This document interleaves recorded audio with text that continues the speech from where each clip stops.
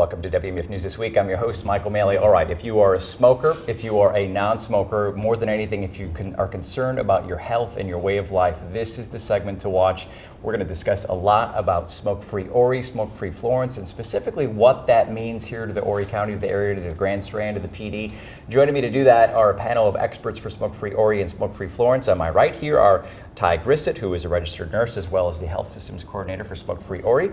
And on the other side of her is Andy Pope, CCU professor as well as smoke-free Horry program evaluator. On the other side of the screen here for you are George Durant, spokesperson for smoke-free Horry, also director of strategic marketing for the Brandon Agency, and Ian Hamilton, interim program director for smoke-free Florence. We appreciate all your time here. Thank you. Let's first start with education. There's overall, there's a lot of goals for both sides, but I think the gist of what I'm understanding from hearing from all of you is the goal to preserve health, the goal to give people the option to breathe smoke-free air. And George, let's start with you. As far as smoke-free Horry goes, you're the spokesperson, the cheerleader, so to speak. You want to get the message out. What do you think might be some misconceptions, or what do you want to portray so people out there watching know it's about a lot of things? First and foremost, we need to let everyone know that it is a public health issue. Public health and public safety is the most important mandate any municipality can have. And for the citizenry of this county and Florence County to understand that we're here to protect them from the dangers of secondhand smoke is paramount. Right. In terms of misconceptions, invasion on anyone's private choices are things that come up a lot. We're not interested in that. We're only interested in public places where secondhand smoke is a problem, Michael. And let's drive home that point, I think, too. So we're talking enclosed areas, public places, restaurants, exactly. City buildings potentially as well. You're not looking to go and say, look, you shouldn't be allowed to smoke in your private house, of course. You shouldn't be allowed to smoke in your private driveway. You're saying if it's a public facility where people work or play, they should have the choice to breathe smoke-free air? Well, of course, that's our mantra. In fact, both slogans are centered around everyone deserves to breathe smoke-free air. And we believe that so strongly. It's the mandate that we're trying to get out there. And no, we're not invading into private spaces at all. But we do have, which I would like for Ty to address in a little bit, we do have the tools to help people stop, which is a second part of our initiative, public policy change being number one, right. And then helping people stop with the quit line and the cessation program, also a very, very important part. So while we don't want to tell people what they need to do in their private spaces, we have some tools to help them quit. Well, if they want to as well, too, or at least for them to see the benefits of it. And Ty, let's go to you. Overall, the perspective, I guess, is what? If you want to quit, if you want information about why it's important to quit, there are resources out there. Absolutely, absolutely. If a smoker does decide to make the decision that they want to quit, and it's very important that the smoker decides to quit, not that we try to force them to quit, because we can't make anyone do anything they don't want to do. But once they decide that they are ready to stop smoking, we certainly have resources available through smoke-free Horry for them. They can call our South Carolina Tobacco Quit line at 1-800-QUIT-NOW. They can speak to a quit coach, and that quit coach will give them individualized counseling for them to be able to help them to stop smoking. In addition, if they're an Horry County resident, they may also qualify for free nicotine replacement therapy. That's free nicotine patches, free nicotine gum, free lozenges, all completely free of charge, irregardless of their insurance status. That's impressive. And that's anyone in Horry County specifically? Anyone in Horry County that qualifies, and I usually put that qualifier in there simply because if there are some health conditions that may not make them eligible for the free nicotine replacement therapy, such as some like heart problems and things along that line. Sure. 1-800-QUIT-NOW. Absolutely. 1-800-QUIT-NOW. They can call that number between the hours of 8 a.m. and 3 a.m.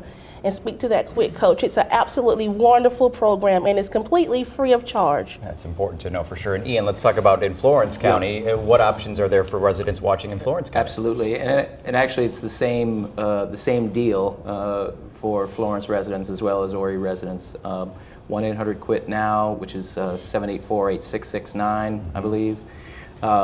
For the duration of the grant, which is until March of next year, we are very excited to have this opportunity for people who smoke who want to quit, and the national numbers say that about 70% of smokers sort of self-identify as wanting to quit, and this is a tremendous opportunity. And Ty made a great point that the hook for a lot of people is look, if you're an Horry County resident or if you're a Florence County resident, the nicotine replacement is free for the next 13 months. And so we urge anyone who's smoking who wants to quit, who knows someone, to get this information to them. 1-800-QUIT-NOW, 784-8669, free lozenges, patches, or gum for the next 13 months for Horry and Florence residents. Looking at video now, Stephen Wakila, I think they're Florence City Council talking about passing, I believe, a smoke-free ordinance of sorts. Yes, and you know, we have a tendency to call this a smoke-free indoor workplace ordinance because you know, that's essentially what it's about, as you discussed earlier. It's about indoor workplaces. You know, what we saw back in 2006, in June of 2006, the Surgeon General released a report. And there were a couple of key conclusions, and one of the most important was there is no risk-free level of exposure to secondhand smoke, and that the only way to protect people is to have smoke-free environments. And so that's essentially why we're here. Now in Florence, what we had was an initial introduction of a smoke-free workplace ordinance. We're feeling very good about it. Of course, in politics, you never really know. Sure. But what we have there is a 7-member council, and there are 5 sort of co-sponsors on the ordinance. So we're feeling very good about that. There's also a lot of research that goes into a lot of the work that all of you have done, and specifically, we know that some of that work's been done, and some of that research has been done by you, Andy Pope, at Coastal Carolina University.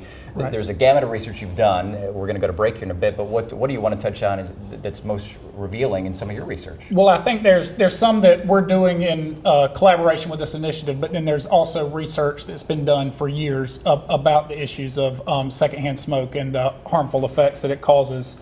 And I just want to talk about some of that, talk about some of the economic impact that is one of the popular misconceptions of what it will do to a community like Myrtle Beach that relies on tourism, and talk a little bit about the numbers for that, and talk about the rate of smoking here in Horry County and in Florence County to really get a handle on what the issue is and the scope of the issue that we're working with. Let's hone in specifically on in Horry County, talking about what some of the numbers are now. We can talk about the economic impact after the break. Okay, yeah, well right now nationally the percentage of individuals who smoke is around 17%.